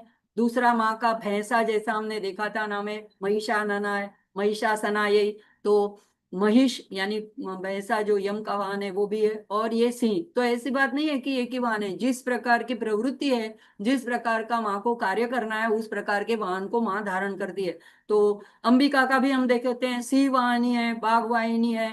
तो इस तरह से माँ का यहाँ पे इस सिंहारूढ़ायै, इस नाम से, इस स्वरूप का यहाँ पे नमन किया गया है। तो सिंह जो है वो किसका प्रतीक है? जैसे सप्तशती में देखा कि माँ कुछ करे इसके पहले सिंह भी कूद पड़ता है और महिषासुर की सेनाओं का अपने दांत से चूर चूर करने लगता है, उसका रक्त पीने लगता है। तो सिंह जो है वो वन का राजा, प्राणियों का राजा माना जाता है। तो राजसी सत्ता के ऊपर माँ आरूढ़ है। दूसरा की सिंह जो है वो पराक्रम का, साहस का, निर्भयता का और धर्म की रक्षा का, रक्षण करने का प्रतीक है। तो इस तरह से ये सारे गुण और उन गुणों पे आरूढ़ माँ है। तो इसका ये ऐसे ये वाहन वो शक्ति का उनका प्रतीक है। तो और इन सबको माँ ने, माँ के इन सब गुण माँ के नियंत्रण में है। तो यहाँ माँ ऐसी निर्भय दिव्य शक्ति पर पूर्ण अधिकार रखती है। और ऐसी हम साधक के लिए इसका क्या उपयोग होता है, तो हमारे अंदर जो भय, क्रोध, अहंकार जैसी प्रबल शक्तियां हैं, तो उसको अधीन करके माँ आध्यात्मिक उन्नति की ओर हमें अग्रसर करती है। ओम त्रिलोचनायै नमः। तो यहाँ पे माँ के त्रिलोचनायै, तो माँ का जो अ, सिंह का एक और भी है कि वो नाद, मंत्र नाद का भी प्रतीक है। देखो सिंह गर्जना, माँ ने जब महिषासुर के साथ युद्ध करना आरंभ किया तो एक बड़ी सिंह गर्जना, तो ये सिंह शब्द वो मंत्र नाद का भी प्रतीक माना जाता है। तो ऐसा मंत्र नाद, तो ऐसी मंत्र शक्ति जो अज्ञान, संशय और नकारात्मक प्रवृत्तियों को शांत कर देती है। तो माँ के अलग अलग शक्ति के प्रतीक है। तो यहाँ पे ये सिंह का वर्णन किया गया है। ऐसी मंत्र शक्ति का भी हम कह सकते हैं, ऐसे साहस का प्रतीक भी कह सकते हैं। फिर त्रिलोचनायै नमः, तो तीसरा जो आज्ञा चक्र है इसकी अधिष्ठात्री है। तो ये त्रिलोचना जो हम देखते हैं, शिव जी त्रिलोचन है, ललितांबिका त्रिलोचन है, तो ये ललितांबिका के साथ भी उनका ऐक्य दर्शाता है यह नाम। फिर आता है श्यामलायै नमः। श्यामल वर्ण है इसलिए भी श्यामलायै। विशाल नीले आकाश का जो प्रतीक है वो श्यामल रंग है, भूरा हम कहते हैं मेघ वर्ण। तो विष्णु भगवान को भी उसी से ध्यान का श्लोक में प्रार्थना की जाती है, मेघ वर्णम शुभांगम। तो ऐसा जो श्यामल अंग वाली है वो उसको श्यामला है। दूसरा है कि श्री विद्या में श्यामला जो है मंत्रिणी है, तो मंत्रिणी के साथ भी उनकी ऐक्यता यहाँ पे बताई, यानी तीनों शक्तियां, इच्छा शक्ति, ज्ञान शक्ति, क्रिया शक्ति, तीनों एक ही आद्य शक्ति का स्वरूप है। तीनों एक है। तो ये भी अ, अभिनय माँ से, दोनों ललिता से, वाराही भी और मंत्रिणी भी, ये भी दर्शाता है ये नाम। तो उनको यहाँ पे हम नमन करते हैं। फिर परमायै नमः। परम, परम किसको कहते हैं, शुद्ध आनंद और मोक्ष का जो मोक्ष का कराने वाला जो है उसका जो प्रतीक है उसको हम परम कहते हैं, परम सत्य, पर ब्रह्म। तो ये ऐसी परम जो है, सर्वोच्च है, तो ऐसी आद्य शक्ति को प्रणाम है। फिर आता है ईशान्यै नमः। तो ईशान, ईश यानी शासन करने वाला, स्वामी, नियंत्रण, अधिकार जिसका होता है। तो यहाँ पे ईशान ये शिव का भी एक नाम है। तो यहाँ पे जो सर्वोच्च शिव शासन करने वाले हैं, उसी तरह यहाँ पे ईशानी, तो ईशान तत्व की जो अधिष्ठात्री देवी है वो है ईशानी। तो उस ईशानी को, तो यह भी शिव शक्ति दोनों का ऐक्य दर्शाती है, तो दोनों की कृपा हमें प्राप्त होती है। तो ईशान्य नमः। मुझे लगता है आज के लिए हम सत्र को यहीं पे रोक लेंगे। हम्म, आ,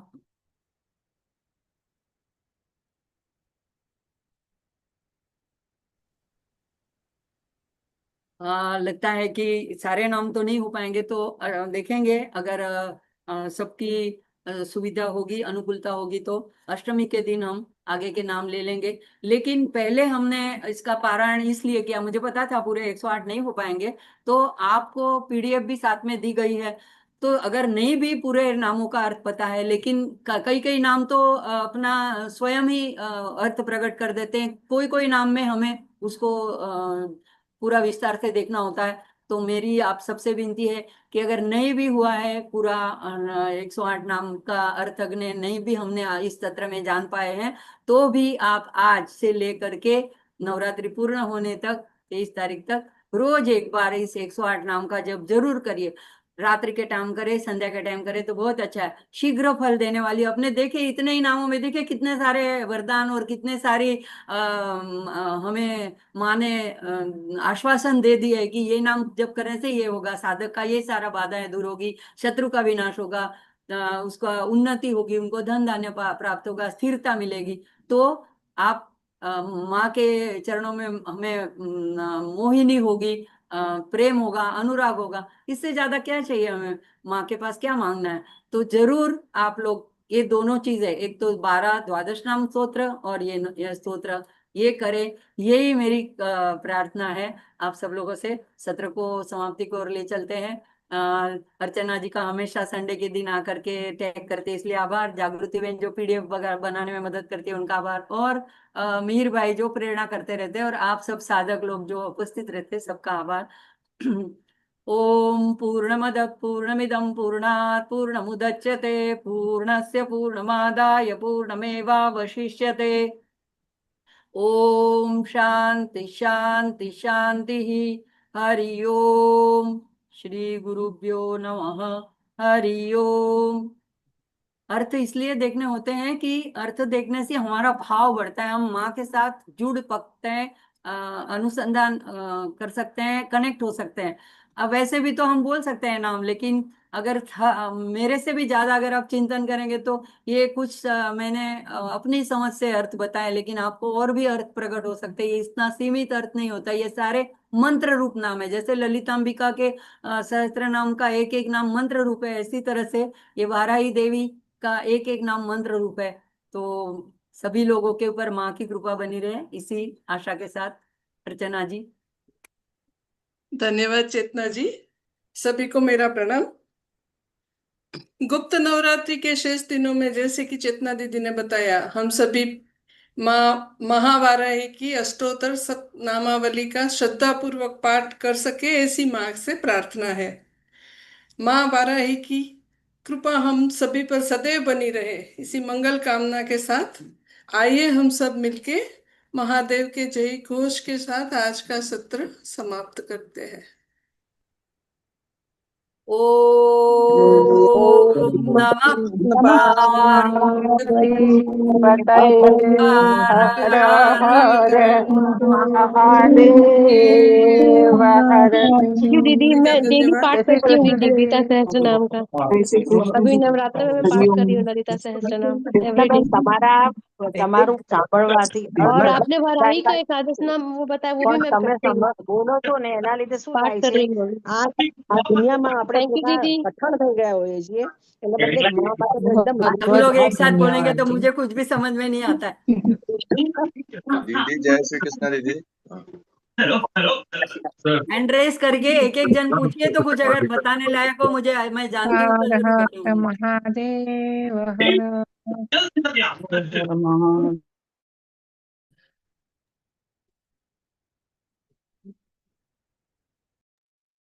एक एक जन हैंड रेस करिए और पूछिए, तो कुछ बता भी पाऊंगी। सब लोग एक साथ बोलेंगे तो कैसे बताऊंगी। जी पांडे जी। जय श्री कृष्णा दीदी। जय श्री कृष्णा।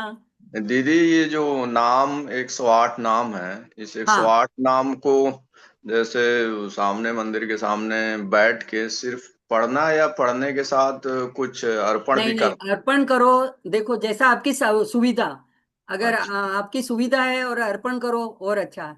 जैसे होता है गुड बेटर बेस्ट। लेकिन कुछ भी नहीं कर पाते हो तो कम से कम मन मानसिक रूप से बोलो, वो भी अच्छा है। सब समझो सबको डिस्टर्ब हो रहा है तो आप मन से बोलिए। अगर नहीं हो रहा है, आपके घर में अलग जगह है, तो जोर से बोलिए। माँ सुनने मात्र से, श्रवण से ही आनंदित हो जाती है। हमने पहले ही देखा 12 नामों के बारे में। तो जिस तरह से आप अर्पण कर सको, तो सुगंधित पुष्प जैसे चमेली के या मोगरे के होते हैं, इतने से लेके आओ। 108 नाम पे बोलते जाओ, एक एक अर्पण करते जाओ। और ऐसा भी कर सकते हैं जैसे मैं करती हूँ कि मेरे घर में मेरा पोता है, तो वैसे तो वो लोग इतना स्तोत्र वगैरह पाठ नहीं कर पाते, अपने अभ्यास में होते हैं। लेकिन मैं कहती हूँ 10 मिनट के लिए आ जा, मैं बोलती हूँ, आप एक एक अर्पण करो। तो अब देखो वो तो बोलता नहीं है, लेकिन उसके कानों में ये बीज तो मैं डाल रही हूँ कि आगे जाके उसको इच्छा होगी कि हाँ मेरी दादी ये करती थी, हाँ ये मेरा सुना हुआ है। तो ये है कि हमारा ये भी कार्य है, हमारे जैसे एज के लोगों का, कि हम अपने बच्चों में, अपने ग्रैंड चिल्ड्रन में ये चीज आगे बढ़ाएं। ये जो ऋषि मुनियों की धरोहर हमें प्राप्त हुई है, जो ये उनका वारस, उनकी विरासत हमें मिली है, वो हमें आगे दे करके जाना है, ये नहीं कि अपने तक रखना है। हम करते जी हैं तो हमारे पूरे परिवार को तो फायदा होता ही होता है, लेकिन वो लोग भी करेंगे कि तो आगे चल के उनके जीवन में भी ऐसा आनंद और समृद्धि आएगी। तो आप ऐसा भी कर सकते हैं, जो नहीं भी अर्थ जानता है, संस्कृत उच्चार भी नहीं जानता है, उसको बिठा देने का कि बेटा मैं दोनों काम नहीं कर सकती हूँ ना, ऐसा करो बेटा बेटी जो भी है, अरे मैं बोलती हूँ, आपका काम एक ही है कि आप एक एक अर्पण करते हो रहो। ऐसा नहीं कि श्री यंत्र जो फोटो है, मूर्ति है, अरे शिवलिंग है, जो भी है सभी एक ही है, कहीं पे किसी भी देवी अर्पण करो। जी जी तो किसी देवी की मूर्ति हो तो वो सबका रूप तो एक ही है दीदी। जहाँ पे भी करो, शिव शक्ति एक रूपिणी है, तो करो तो अच्छा है। अच्छा एक जितना एक भी फूल। मिनिमम कर सको, हाँ देखो 12 ही में बहुत सारा करना है, लेकिन ये दो स्तोत्र बहुत छोटे हैं। 12 नाम का स्तोत्र तो 1 मिनट में हो जाता है, और ये चलो बहुत बार नहीं, एक एक बार ही कर लो। ऐसे मंगल अष्टमी, कोई कोई बोलता है कि अगर आखिरी के 3 दिन सप्तमी अष्टमी नवमी, तो अब ये सारे दिन आज से लेकर के आने वाले हैं, इसमें जरूर करिएगा। जय श्री ओके कृष्ण। अंजना जी।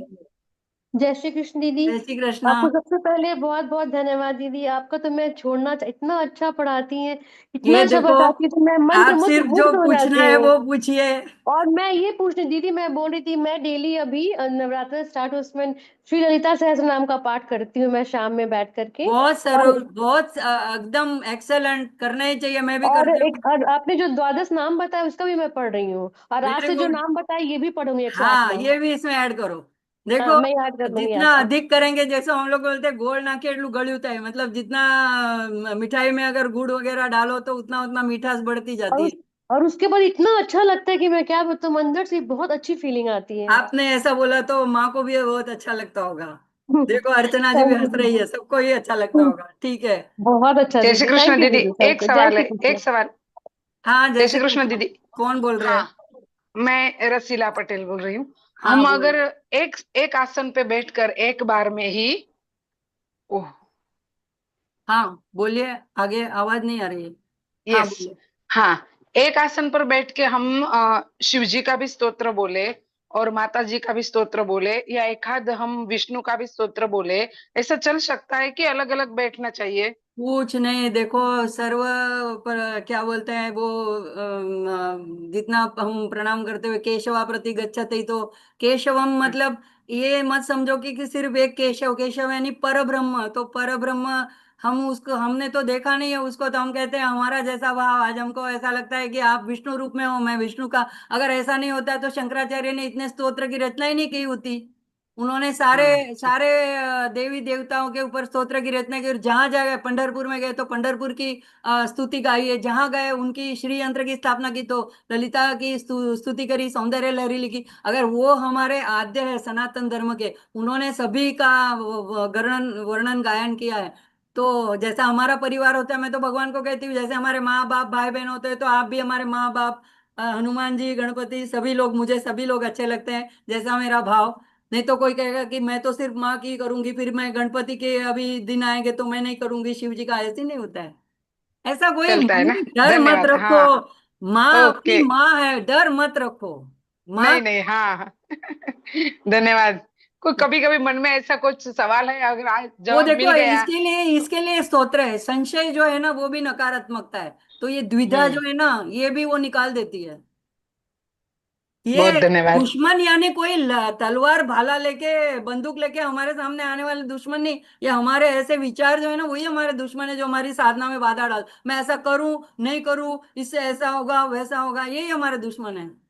दीदी सही निर्भय कहा हो आपने। जाओ, माँ के शरण में आके निर्भय हो जाओ, प्रेम से बिल, बचो बस। बिल्कुल सही कहा दीदी आपने, एकदम बिल्कुल सही। ठीक है। देखो फिर अर्चना जी बोलेंगी सब लोग बहुत ज्यादा टाइम लेते हैं, तो अगले टाइम से मैं नहीं करूंगी टैग। नहीं बहुत नहीं, बहुत ऐसा कुछ धन्यवाद नहीं दीदी, दीदी। बहुत बहुत धन्यवाद। थैंक यू दीदी, बहुत बहुत थैंक यू। धन्यवाद। जी मंजू जी। धन्यवाद दीदी। जी प्रणाम माता जी आपको। हाँ बोलिए। मुझे ललिता सहस्त्रनाम ठीक से पढ़ने नहीं आता, एक बार पे क्लास में लिए तो बहुत अच्छी बात, मैं नहीं जुड़ी हूँ माता जी कोई क्लास बात में। नहीं, कोई बात नहीं। पढ़ना नहीं आता है तो श्रवण करना है, स्वामी करुणामय बोलते हैं कि पढ़ने नहीं वालों से श्रवण करने वालों को ज्यादा फायदा होता है, क्योंकि हमारा ध्यान पूरा कान उसी में रहता है। लेकिन ये नहीं कि काम करते करते सुनो। अगर एक बार एक जगह में बैठ जाओ और बुक सामने रखो और सुनते रहो तो जी वो ज्यादा है कि देखो आंख बंद करके सुनो तो भी अच्छा है, क्योंकि हमारा यहाँ वहाँ ध्यान नहीं जाएगा कौन आया कौन गया, बेल बजी नहीं बजी। पढ़ने के वक्त हमारी आंख खुली रहती है तो हम देखते रहते हैं, हमको सब कुछ दिखता है, कोई आया कोई डिस्टर्ब किया तो थोड़ा ध्यान हट जाता है। तो वो तो और भी एक स्टेप आगे चल के कहते हैं कि सुन, श्रवण करने वाली श्रवण भक्ति सब नवधा भक्ति में सौती पहली है। तो आप श्रवण करो तो और भी ज्यादा फायदा है। और आता है और मुंह से बोल के करते हो तो वैसा ठीक से करो। नहीं आता, मतलब बहुत डर सारे मत मिस्टेक रखो, आता है। बस जो करो करो, बस वही आगे लेके जाएगी हाथ पकड़ के। संस्कृत तो ठीक जय से श्री नहीं आता कृष्ण पूरा दीदी। जी। हाँ ठीक है। जय श्री कृष्ण दीदी। जय श्री कृष्ण।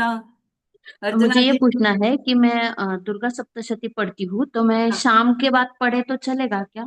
शाम के ऐसा बाद कुछ है कि ही शाम के देवी बाद की नहीं पढ़ना? आराधना शाम के बाद ही होती है, या तो ब्रह्म मुहूर्त। देखो हम संसारी है तो गृहस्थ हैं, रात को मुंबई जैसे शहरों में तो देरी से ही सोना होता है, तो 4 बजे में उठ के कोई कुछ नहीं कर सकता है और दूसरों की भी नींद डिस्टर्ब होती है। तो हमारे पास टाइम तो शाम का ही रात का ही होता है, ऐसा सामान्य रूप से। तो और माँ की जो आराधना होती है वो संध्या काल के बाद में ही होती है। तो योगी जन भले ब्रह्म मुहूर्त में करें, मैं तो कभी भी नहीं कर पाती हूँ, तो मैं ऐसा नहीं कहूंगी कि सुबह ही करो। जब भी टाइम मिले, जो काल भगवान को भजने का मिल जाए वही उत्तम काल है। ठीक है। क्योंकि मैंने सुना था कि शाम के बाद दुर्गा सप्तशती नहीं पढ़ते, इसीलिए नहीं आपसे भैया, पूछा। देखो यही मैं बोल रही हूँ ना आपको, ये संशय निकाल दो। देखो दुर्गा सप्तशती यानी आप माँ को याद करते हो। अपनी माँ को क्या, हमको दुख पड़ता है, हम अपनी माँ को शाम को नहीं याद करेंगे? कि क्या अभी कुछ दुख हुआ तो हम शाम को माँ को फोन नहीं करेंगे, कुछ बताएंगे नहीं माँ को कि मुझे ये दुख हो रहा है? अरे अपनी माँ है। हम तंत्र कर नहीं रहे, हम किसी गलत इच्छा से ये पढ़ नहीं रहे, हम माँ की प्रीति के लिए पढ़ रहे हैं। और या अगर हमारी कोई दुविधा है, विपदा है, उसके निवारण के लिए अगर हम पढ़ रहे हैं, तो माँ को तो हम कभी भी सोए सोते सोते, हमारे गुरुजी तो हमारे एक डिवोटी थे जो जिनको हार्ट का प्रॉब्लम हो गया था, तो वो उठ नहीं पाते थे और मतलब उन्होंने ऑपरेशन भी नहीं करवाना था, तो उनको कहा था कि आप सप्तशती का पुस्तक ऐसे रखो हाथ में, पढ़ो, पूरा अध्याय भी नहीं, जितने पेज पढ़ो वहां पे एक वो मार्कर रख दो, बंद कर दो, फिर दूसरे दिन या जब वापस आपको पढ़ना मन होए तो वहीं से पढ़ो और वो पूरा कर दो। तो इतने तक छूट बोली थी हमारे गुरुजी ने, तो हमारे माँ ने, कि कंटिन्यूअस पूरे पूरा करो। तो क्या है, वो तो पलंग में सोते सोते बोलती थी। धन्यवाद जी, डर बहुत मत बहुत रखो, धन्यवाद। माँ देवी मत बनाओ उनको, कहीं दूर नहीं है, माँ है हमारी। ठीक है। धन्यवाद, थैंक यू। अर्चना जी। धन्यवाद दीदी। जय श्री कृष्ण धन्यवाद। सभी को।